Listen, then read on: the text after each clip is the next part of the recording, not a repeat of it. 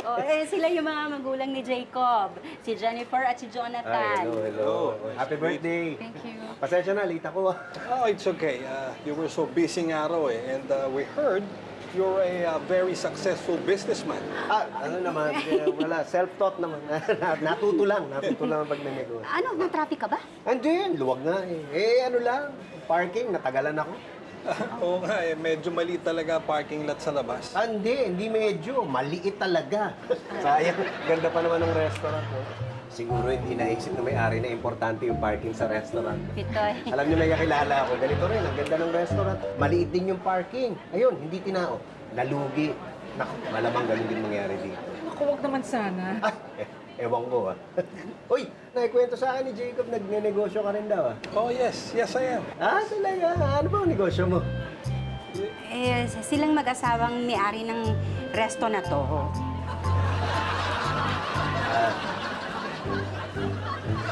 CR lang ako.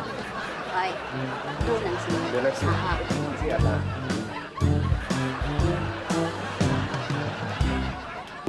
Grabe, ang sarap. Ang sarap no? Pasensya na nga pala kayo dun sa nasabi ko kanina. No need to apologize, Pipito. You know, I really agree in what you said. Kasi nga talagang essential ang parking lot sa mga restaurant business na ganito.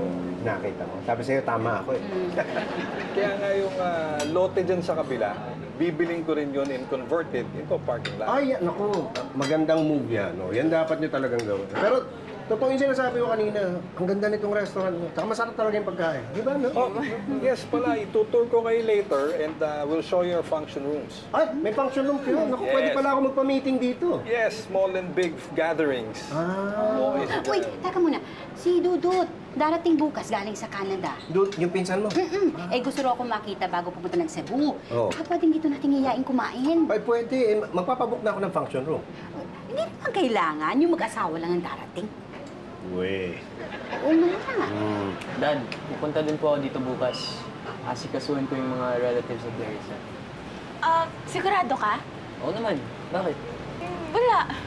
Tita, okay lang po ba if pupunta din po ako dito bukas? Ay, oo naman.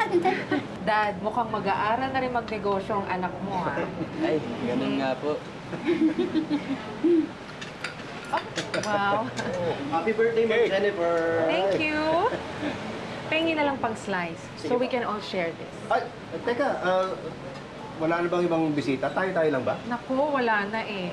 All our relatives are abroad. It's really just the three of us. Kaya nga yung si Jacob hindi marunong makimigel. Gulat na lang kami, nanliligaw na. Oh, more food. Oo, ang daming pagkain. Tayo-tayo lang. Kaya mo yan, ikaw pa. Happy birthday! Thank you! Kain ka na.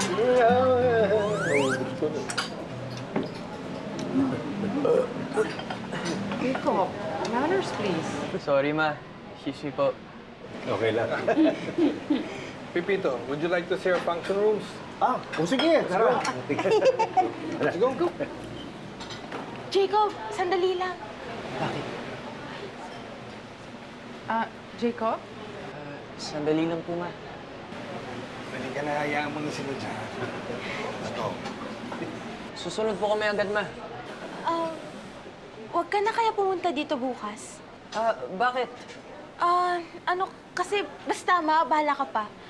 Hindi, Okay lang. Kasi hindi mo kilala yung mga kamag-anak ni nanay. That's why I want to meet them. Kasi balang araw, maging family ko rin sila, di ba? Ay naku, bahala ka nga. Clarissa! Tawa, tawa, tawa.